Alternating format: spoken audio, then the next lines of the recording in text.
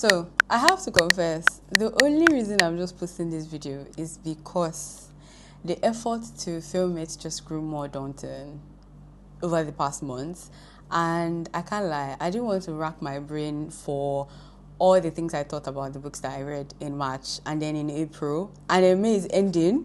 This is why you need to keep reading journals in real time and just do anything you need to do as soon as you think about it. This procrastination. I'm going to start off with the books and essays that I read in March, and then I would move on to the books and essays that I read in April. I've decided that I'm just going to leave the books that I read in May as well as the essays for the next video that I'm going to post, and it's going to be next week, inshallah. March was proper Ramadan, and I didn't get to read as much books as I initially planned because of my religious commitments. But in addition to reading the Quran, I ended up reading 4 books, with the last book having like a clause to it, which I'm going to elaborate as the video goes on. So the first book that I read in March is The Vegetarian by Han Kang, translated by Deborah Smith. I gave this book 4.25 stars. So if you don't already know, one of my reading goals for the year is to get through all of Kang's oeuvre. And I just thought to read this book because it's quite fitting, as it won the International Booker Prize edition after it became an annual award for a single book. So before then, it used to be like a prize for authors. But this book won the first edition after the prize became an award for a single book. The Vegetarian follows a woman called Young-hae. Young-hae is a South Korean woman living in Seoul. She's so unproblematic. She's so unproblematic. The only thing that she shows a little bit of passion about is her reading. She's your typical, non-problematic, she doesn't complain about anything kind of woman. The only thing she shows a little bit of passion about is reading. One day, Young-hae wakes up and decides to stop eating meat. And this is not as a lifestyle change. She didn't just say, oh, I want to stop eating meat because it's unhealthy or anything like that. She just couldn't eat meat. Her body could not just process the idea of consuming meat, and this is also including meat produce. So she couldn't eat any sauce that has meat that is made from a meat source. And if you know anything about Korean cuisine, this is a difficult thing. Anyway, so this book follows the aftermath of Young-hae making this decision. So after I finished reading this book, I had a long conversation with Simbiat because this book had so many Easter eggs that I just needed to offload. I just needed to offload my ideas with someone. And all of the Easter eggs are related to living as a woman in South Korea, but to be honest, just living as a woman in general. So I'll make sure to keep this as spoiler free as possible, but if you don't want any type of spoiler, just skip to the final part of this video. The first Easter egg that I basically picked up on in this book is the idea of name and how it plays into Young-hae as a character. I have this mantra that I believe in, which is that to name a thing is to bring it to life, and vice versa. I.e., to not name a thing means that the thing doesn't exist, right? The way this plays into this book is that Young-hae's story is told from 3 different perspectives. The perspective of her husband, the perspective of her brother-in-law, and the perspective of her sister. So we get to meet Young-hae from the perspective of 2 different men very early on in the book, and then the last perspective we see is our sister's perspective. And we only get to hear from Young-hae once in this book, and it's through a dream, a very short dream. And this is basically the dream that she has in relation to her deciding to stop eating meat. And we don't get to know Young-hae's name until much later in the book. This is after we've known so many intimate details about Young-hae. We know so many things about our personality, about our routine, about the things that she likes. So, for example, I said she was passionate about reading, and we don't get to know this woman's name until very later on in the book. One thing I found even more interesting is the fact that the people that refer to Young-hae by her name in this book are the female characters. Every time Young-hae's name was mentioned in this book is by another female character. So pretty much every male character in this book did not refer to her by her name. And I thought that was just really crazy. Another Easter egg that I found in this book is the way that Kang skillfully tells us that the knowledge of sexual violence or the evil and effect of sexual violence does not stop people, and in the case of this book, men, from committing it. So knowing that sexual violence is evil and it leaves like long-lasting effects on the victims does not stop people from enacting sexual violence, and very specifically men. And in the same thing that she uses to explain or to convey this idea, she also pays homage to the comfort women of South Korean origin. So if you don't know who comfort women are, they're basically women that were kidnapped by the Japanese soldiers during the Japanese colonization of pretty much most of the country in Far East Asia.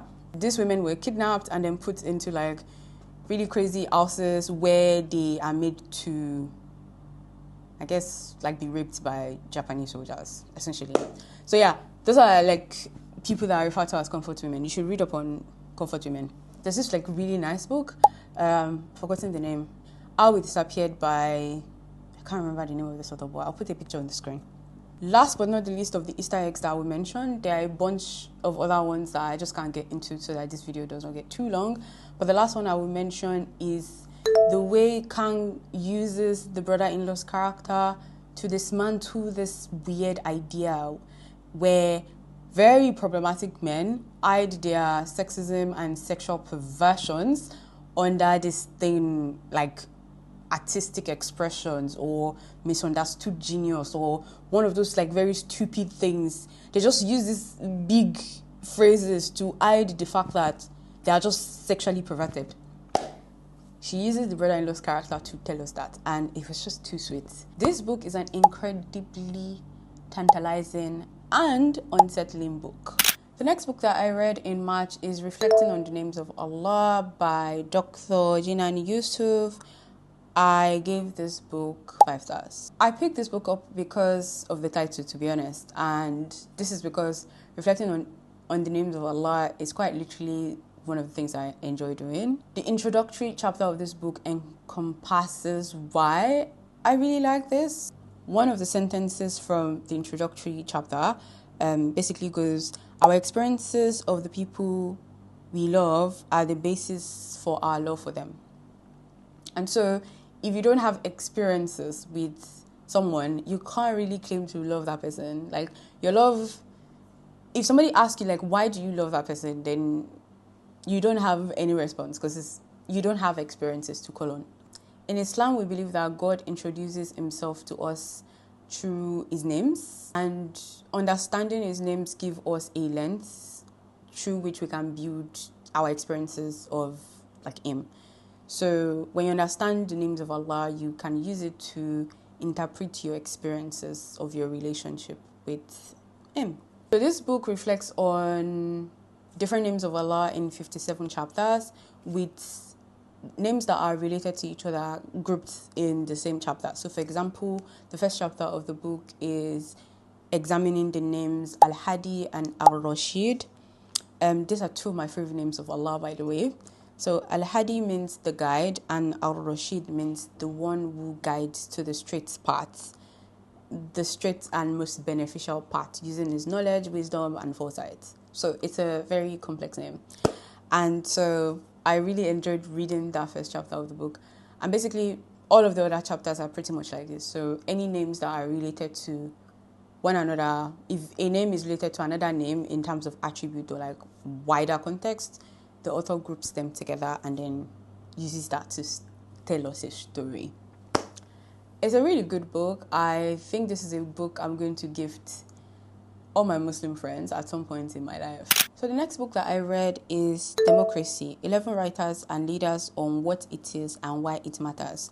Contributions from Lola Shoneyi, Aditi Metal, Adela Raz, Mary Bird, Elif Shafak, Yuan Yang, Josa Usmani, Kaja Kalas, Erika Bana, Margaret Athwood, and Liai. I gave this book 3.75 stars. So I first came across this book at Ake Festival last year, 2024, And basically at the festival, they showed us some of the screen adaptations of some of the contributions that this authors contributed to this anthology. So, for example, we saw the video adaptation of Lola's poem, which she contributed, and they mentioned that the contributions are available in book format. So I borrowed the book from my library. I really enjoyed some of the contributions to this anthology, which I'm going to call it an anthology, to be honest. For example, Mary Bird's contribution I quite liked because I've read some of her thoughts on democracy and like power in general. I read her book Women and Power back in 2021. It was also interesting to see democracy from an African point of view and like an Indian point of view, superimposed with the point of view of like Europeans and Americans. It's just interesting because then you end up seeing that this system means slightly different things to all of us, like our lived experiences. The only thing is that I wished Lola Shone's contribution was not a poem. I wish it was like an essay, because I haven't read any long form work from her since I read The Secret Lives of Baba Sheki's Wives. And I also felt like some of the essays were proper white European-centric talking points, which kind of made sense when I realized that the contributor was Efua, head of state in Europe. So the last book that I read in March is Bad Habits by Alana S. Portero, translated by Mara Faye Letten. I hope I'm pronouncing her name correctly. But yeah, so I came across this book on Simon's channel. There was a video he made earlier this year that I watched, and I was intrigued because this is a coming-of-age story of a trans female character, and this character is growing up in an impoverished blue-collar neighborhood in Spain. So I was kind of intrigued because I wanted to see the perspective of a character like this, especially because the character is a trans woman. I wanted to get that perspective, to read from that point of view, just to understand some things. When I first started reading this book, I really enjoyed the writing. I thought it was very poetic, and this book is translated from the Spanish, so the fact that the poetic writing was reflected in English just made me think the writing in Spanish is probably more poetic than the one I'm seeing in English. But then I ended up spending so much time trying to read the book that my library loan expired. Then I realized that the reason why, even though my interest is spiked for this book, like I want to see what this character has to say, the fact that the writing read a lot more like poetry than prose just threw me off. I felt like the poetry was overshadowing the story itself. It was too poetic. That's the only way I can put it. Like, poetic writing is good, but when I feel like I'm reading a poem and I'm not getting to the story, which is what has brought me to this book in the first place, then I'm just bored. But because I'm still interested in what this character has to say, I decided to borrow the book again from my library. So the library ode just came back actually like a few days ago. So I'm going to read it in June, like finish reading it in June, and then I'll give a final verdict. So for the essays that I read in April, I'm going to just skip through it because again, I don't want this video to be too long. The first essay I read in March is Frustration is a Superpower, How to Use It to Learn and Grow by Kerry Adams. I read this while writing the script for one of my other videos. I would link the video here. The next essay I read is Art Forces Us to Look at the Past, Amin Bawa Allah's First Draft by Amin Bawa Allah. Seed Cycling, I tried it and dug into research on whether it works by Sarah Tola. Life is Good to Petrarca Men by Hamda Koya. The Quest to be Seen by Emanuela Chisom James. On Self-Developing My Life by Dear Bahaja. I'm not really a fan of this influencer because every time I'd previously come across like her videos and stuff, it's usually like geared towards this whole femininity, I value kind of thing, like how to be that girl, how to do this, how to do that. And I it wasn't just something that I liked. So when I saw this essay, I was like, yeah, let's give it a try. Let's see what she has to say in written form. And I really enjoyed this essay. The next essay I read is The Crumbs We Accept and the Audacity We Must Own by Warda Abbas. The Kitchen as a Battleground, Staring, Sauteing, and Speaking My Truth by Warda Abbas. This is Warda Abbas stand account. The next essay I read is They Convinced You to Love Yourself So You Forget to Respect Yourself by Zara. This essay is going to stay with me for a very, very long time. Very, very, very long time. And the last essay I read in March is Ramadan is an Antidote to Capitalism by Rimsha. So in April, I also read 4 books. The first book I read in April is The Sky at Our Feet by Nadia Hashimi. I gave this book 4 stars. Now, personally, this is my favorite contemporary Afghan writer. I would choose her over your fav anytime, any day. I started reading her book as a teenager, and I was having a conversation with my friend, Mariam, and she kind of reminded me of the brilliance of her writing.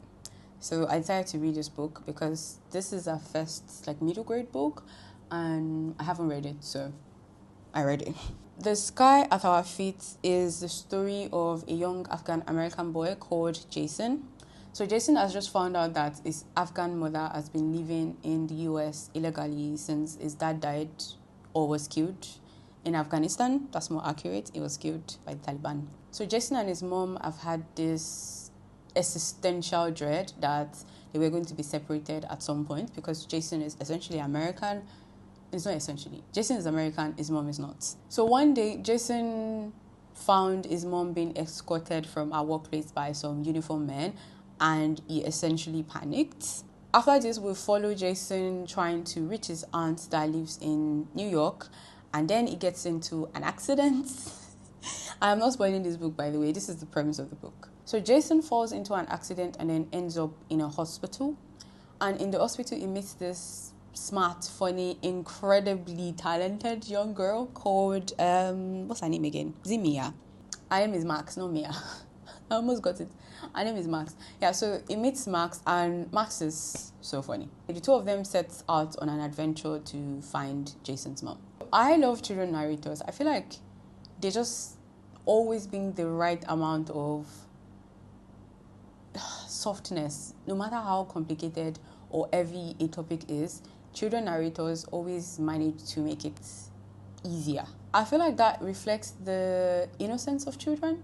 So an author that knows how to write children narrators is really good at their job. One of my favorite children narrator author is Yang. She's so good at writing children narrators. Also, Efua Traoré. These are brilliant authors. Anyway, I quite enjoy this book. Like I said, I gave it 4 stars.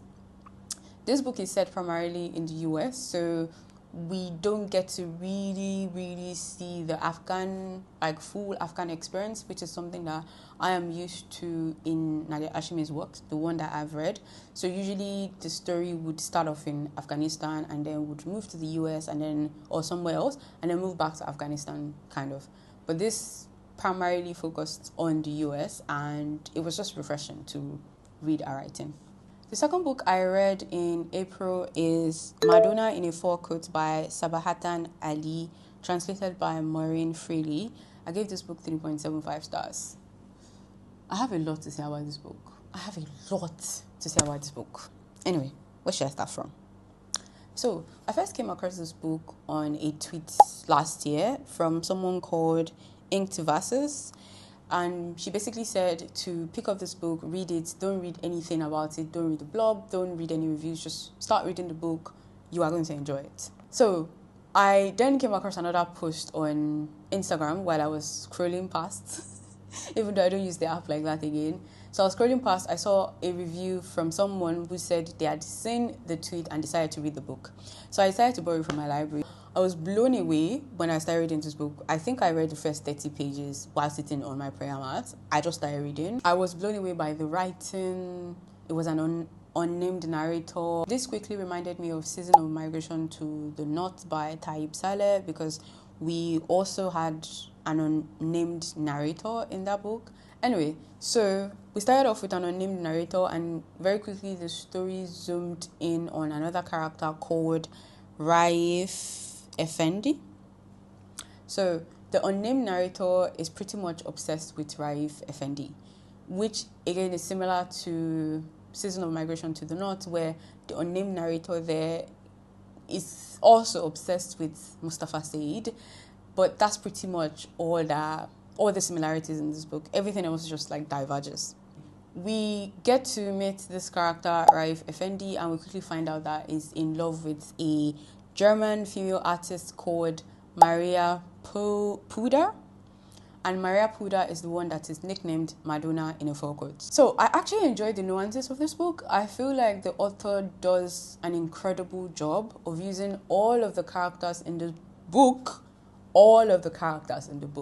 to highlight the complexity, the imperfection, and the interesting nature of human beings. So using all of the characters in the book to show us how flawed human beings are, how interesting, how still worthy of love they are, I think is a brilliant thing. So what I thoroughly dislike about this book is the way that it's being portrayed online. It's been portrayed as this like ultimate love story, like the starter kit to yearning. You know, now there's a side of the internet that is obsessed with yearning in love. I don't know what that is, but the obsession with this book as is like a pinnacle of yearning in romantic love is just so, I don't know how to describe it. I am always shocked whenever I come across a book, a video or a review that reviews this book in that perspective. Personally, Effendi is anything but a helpless romantic man that is yearning after Maria Puder. Effendi is a complex human being that is pursuing the idea of falling in love with somebody, as opposed to embracing how complex and complicated this other person is. How, you know, how the person you love can disappoint you sometimes. Like, you have this image of them in your head and you see them as just human being, and it kind of disappoints you, but at the same time it feeds your love. Now, what I was even more surprised about when people talk about this book is the fact that there's this glossing over of things that we typically criticize in romantic relationships today. So this is kind of like a spoiler, so if you want to skip, just skip to the other part of this video.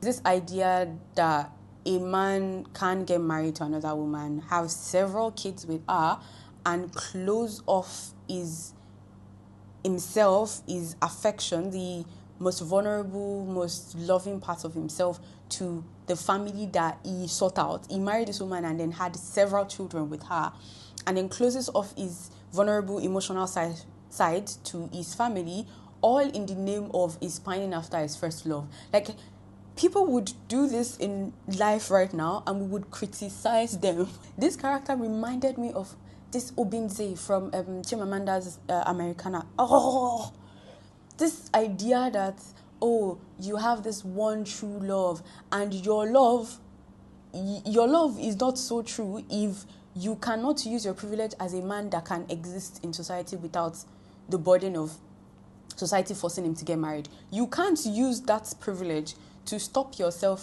from getting married because you are so in love with your first love.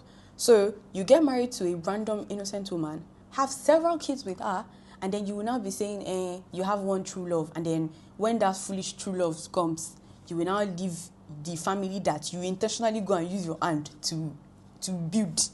You will now leave them in the name of one foolish... May that true love die. No, it just has to die because what?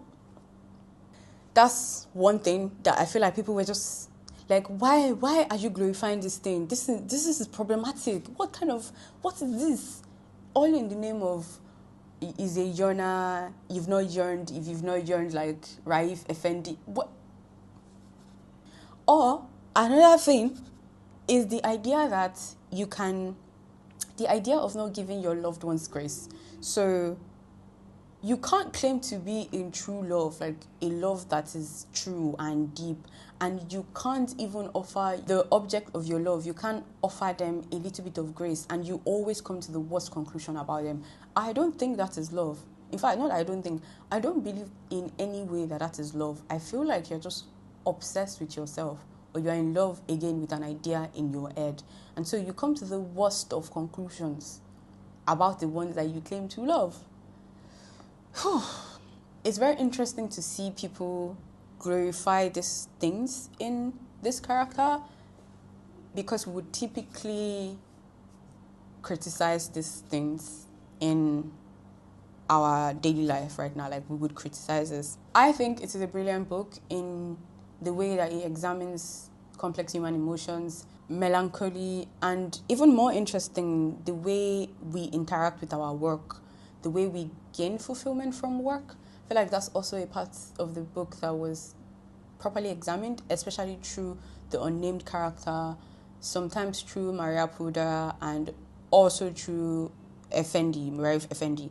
This is something I found very interesting. So big ups to the book still for having some feminist ideas for a book that was published in like early 1900s. But also side-eye to this book for its blatant anti-African racist ideas. There were some things in this book and I'm like, really? Are you that? The next book that I read in April is Human Acts by Han Kang, translated by Deborah Smith. I gave this book 4.5 stars. I didn't think it was possible for me to love Han Kang more after I finished reading The Vegetarian. Then I read this book, and this book is brilliant. This book is written against the backdrop of the 1980 Gwangju uprising. There are 7 interconnected chapters that are narrated by different individuals that are affected by the government crackdown. And all of these individuals have had some type of encounter with a character called Kang Dong-ho. Kang Dong-ho. Kang Dong-ho is this young middle schooler, and all of these 7 characters have had either a direct encounter with him or an encounter with his memory. Because then Dong-ho is killed by the South Korean government soldiers during the uprising in Gwangju. Kang actually wrote herself as a character in this book, and I am always amazed when authors do this, when they write themselves as a character in their book. The only other book that I've seen this done is in a book called Angola is Wherever I Plant My Field by, I think, Juan Melo. It's a short story collection. You should also read this. I thought it was interesting. The fact that she's one of the 7 characters just elevated my reading experience, because then I also got to see how she came about the idea of writing this book, but through a fictionalized perspective. Another remarkable thing about this book is the writing style. By using a second-person narrative style for the chapters in this book, Kang especially reminds us that we can be any of these characters. Every version of this character's experiences can be our lived experience. And immediately I clocked that, I thought back to the EndSARS protests in Nigeria in 2020. Because during the protest as well, the Nigerian government, specifically Lagos State government, sent armed forces to attack its own citizens at the same time. And all they were protesting is wanting to be treated well, to be treated like human beings by their law enforcement agency called SARS. I remembered exactly how I felt during the protest, and I remember exactly how I feel now every time I recall the fact that there are some protesters from 2020 that were killed and we still don't know their whereabouts. There are some that were arrested then and are still languishing in prison. We don't know anything about them. So by using a second-person narrative style, I feel like Kang just reminds us that it can 100% at any point in time be you, and all it takes is a government to turn on its people. I like when authors do this because that's essentially what fiction is, right? To teach you about new stories, but also to remind you that this can be your story. The last book that I read in April is As We Exist, a postcolonial autobiography by Kaoutar Harchi, translated by Emma Ramadan. Of all the 4 books that I read in April, 3 of them were translated, so I didn't plan it. It just happened. I picked this book up on a whim because I wanted to read a non-fiction as a way of keeping up with my goal of reading at least one non-fiction every month for this year. And I actually quite enjoyed it. Like, I've never read an autobiography that was translated.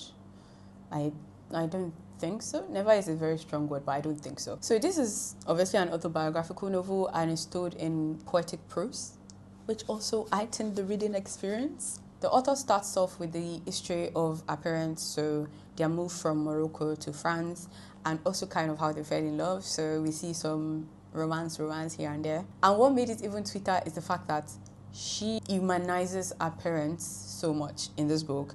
There's a way you can feel the empathy and the understanding and the humanization that she gives to her parents. So right from the start, you can tell that there are some things that her parents do believe in or decisions that they made that she obviously doesn't agree with. But you can also see how much empathy and nuance she puts into telling their story, that it's just... I just feel like this author is going to be such a sweetheart. Like, if I meet her, without meeting her, I can already tell that she's such a sweetheart. She also refers to them by name instead of calling them dad and mom in the book, which I think does this thing where you move away from seeing your parents as dad and mom, like seeing them in the position of parents and just seeing them as human beings that are flawed and will make sometimes terrible decisions, sometimes good decisions.